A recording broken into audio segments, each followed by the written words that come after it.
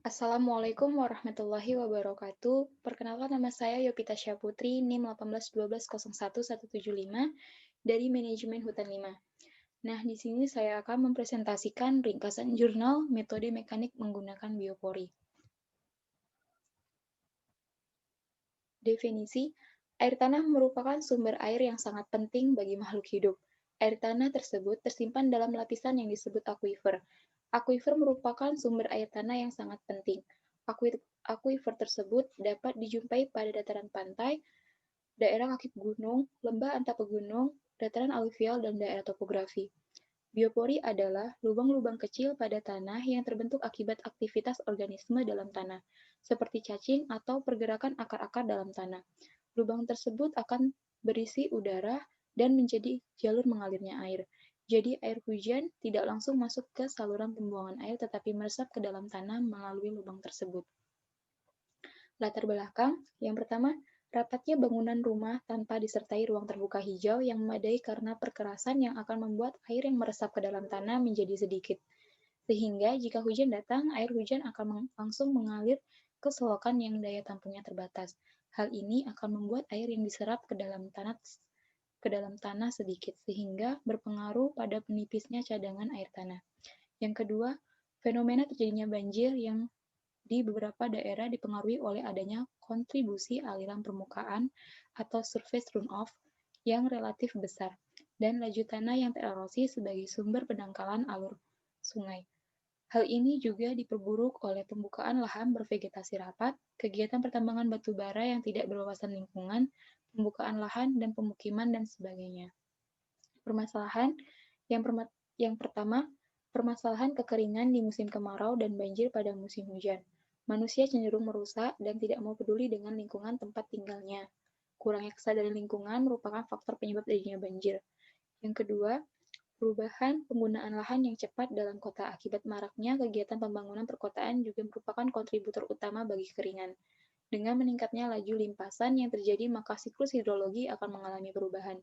Yang ketiga, pengambilan air bawah tanah yang berlebihan. Air tanah yang disedot oleh pompa secara terus-menerus tersebut mengakibatkan air tanah menjadi terus berkurang dari waktu ke waktu, terutama di musim kemarau. Metodologi, penelitian ini menggunakan metode pendekatan kualitatif deskriptif, yang termasuk dalam kategori metode penelitian sekunder. Model riset ini bermanfaat diantaranya mengidentifikasi metode yang pernah dilakukan dan yang relevan terhadap penelitian tematik terkait, mengembangkan riset sebelumnya berdasarkan ide dan pengetahuan yang sudah ada, sekaligus menghilangkan pengulangan atau kesalahan. Pengumpulan data dilakukan dengan melalui serangkaian pengamatan sumur pantau dan analisa kualitas air di laboratorium. Kualitas air diuji pada saat sebelum lubang resapan biopori dibuat dan setelah dibuat. Sumber air yang dimasukkan ke dalam lubang resapan biopori adalah air hujan. Air hujan juga diperiksa kualitas airnya dan menggunakan parameter biologis yang melebihi ambang maksimal yang ditetapkan. Menggunakan focus group discussion, yaitu melakukan penutupan area terbuka dengan perkerasan sehingga air hujan yang turun mengenangi area jalan dan tidak dapat masuk kembali ke dalam tanah. Pembuatan dan sumur resapan dengan melibatkan warga, serta sosialisasi kegiatan melalui media sosial karena sosial media dapat berfungsi sebagai media untuk berbagai berita dan ilmu pengetahuan. Hasil, sumur resapan biopori dipilih sebagai salah satu upaya penanggulangan banjir karena teknik ini dinilai terbukti mampu dalam mereduksi genangan banjir serta dapat diaplikasikan dan diimplementasikan ke dalam program pemberdayaan masyarakat.